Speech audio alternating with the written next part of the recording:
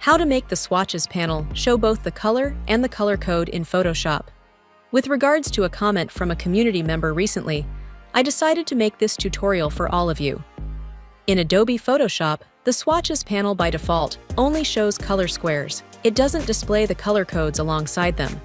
However, you can customize your workflow to easily view and manage both color swatches and their codes.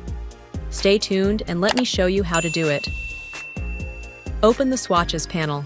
If yours is missing, go to Window Swatches to activate it. Click on the Create New Swatch icon below. Navigate to the foreground color chip and open it.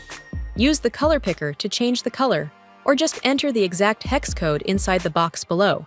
Highlight the code, right-click, and copy it. Click OK. Click on the Create New Swatch icon below. In the dialog that appears, give the swatch a name by pasting the color code copied earlier. Click OK. Now, when you hover over that swatch, you'll see the color code as the tooltip. Open Swatches panel menu. Choose Large List instead of Small Thumbnail. The panel now shows color chips with their names. If you used color codes as names, you'll see both color and code together. If you enjoyed this video and want to keep learning, smash that subscribe button below. And don't forget to give this video a thumbs up.